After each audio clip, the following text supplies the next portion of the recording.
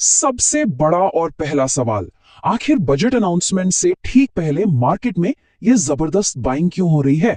क्या यह सिर्फ एक उम्मीद है या इसके पीछे कोई सोची समझी स्ट्रैटेजी काम कर रही है? अच्छा, हमारे एनालिसिस में एक दिलचस्प बात सामने आई है। ये जो तेजी है ना, ये सिर्फ फ्रेश बाइंग की वजह से नहीं है। इसका एक बहुत बड़ा कारण है शॉर्ट कवरिंग। अब ये क्या है? देखिए, आसान भाषा में, जिन लोगों ने मार्केट गिरने पर पैसा लगाया था, अब वो अपनी पोजीशंस को कवर करने के लिए, मतलब नुकसान से बचने के लिए शेयर वापस खरीद रहे हैं। और इससे कीमतों को और भी ज्यादा बूस्ट मिल रहा है। तो असली खेल ये है कि मार्केट, मतलब जो स्मार्ट मनी है, वो सरकार के अगले मूव का अंदाजा लगा रहा है।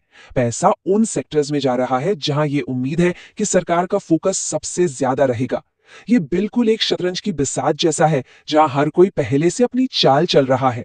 डिफेंस स्टॉक्स में जो ये रैली है, उसके पीछे बहुत सॉलिड वजह है। देखिए, हमारे आसपास जियोपॉलिटिकल टेंशन लगातार बढ़ रही है।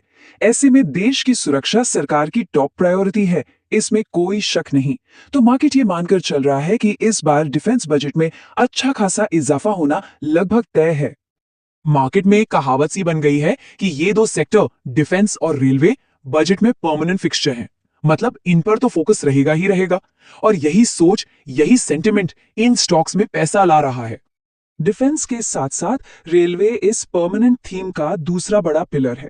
हाँ, ये बात सही है कि अब अलग से रेल बजट नहीं आता, लेकिन देश की ग्रोथ के लिए रेलवे कितना जरूरी है, ये हम सब जानते हैं। सरकार का फोकस इस पर बना हुआ है और मार्केट इस बात को अच्छी तरह से पहचान रहा है। हमारे एनालिसिस में ये चीज बार बार सामने आई है कि सरकार का इंफ्रास्ट्रक्चर पर फोकस लगातार बना हुआ है। पिछले कई बजट से हम ये देख रहे हैं और मार्केट को भी ये पूरा यकीन है कि ये जो मोमेंटम है, ये इस बजट में भी जारी रहेगा। और इसका ना एक सीधा रिपल इफेक्ट होता है। देखिए, जब सरकार इंफ्रा पर पैसा लगाती है, तो उसका डायरेक्ट फायदा कैपिटल गुड्स कंपनियों को मिलता है। मशीनें बनेंगी, इक्विपमेंट बिकेंगे और इससे इकोनॉमिक ग्रोथ का एक पॉजिटिव साइकिल शुरू हो जाता है। बस इसी उम्मीद पर दोनों ही सेक्टर्स के स्टॉक्स में हमें ये रैली देखने को मिल रही है। ये जो तस्वीर है, ये पूरी कहानी को बिल्कुल साफ कर देती है। एक तरफ है क्रूड ऑयल पर हमारी निर्भरता, जिसका मतलब है महंगा इंपोर्ट, कीमतों में उतार चढ़ाव और विदेशी मुद्रा का बाहर जाना। और दूसरी तरफ है इसका सल्यूशन, रिन्यूएबल एनर्जी, यानी एनर्जी में आजादी, लंबे समय में कम लागत और सस्टेनेबिलिटी। तो हमारे एनालिसिस में ये बिल्कुल साफ है कि सरकार की एक मल्टी स्टेप स्ट्रैटेजी है। पहला स्टेप, इंपोर्टेड क्रूड ऑयल पर डिपेंडेंसी घटानी है और इसके लिए सोलर, विंड और हाइड्रो पावर प्रोजेक्ट्स को जोर शोर से आगे बढ़ाया जा रहा है। देखिए, ट्रेड की सिचुएशन कुछ ऐसी है कि ईयू के साथ डील तो हो गई है, लेकिन जब तक अमेरिका के साथ कोई बड़ी डील फाइनल नहीं होती, तब तक हमें अपने एक्सपोर्टर्स को कॉम्पिटिटिव बनाए रखने के लिए कुछ डोमेस्टिक सपोर्ट देना ही होगा। और इन खास सेक्टर्स जैसे textile, leather, James and jewellery को सपोर्ट करने का एक डबल बेनिफिट है।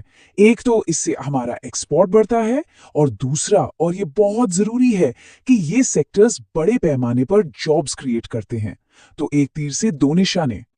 तो कुल मिलाकर कहानी ये है कि ये जो प्री बजट रैली हम देख रहे हैं, ये कोई तुक्का नहीं है। ये मार्केट का एक बहुत ही कैलकुलेटेड मूव है। मार्केट अपने इन्वेस्टमेंट को देश की प्राथमिकताओं के साथ अलाइन कर रहा है। पैसा वहीं जा रहा है जो देश के लिए जरूरी है: सिक्योरिटी, इंफ्रास्ट्रक्चर और एम्प्लॉयमेंट।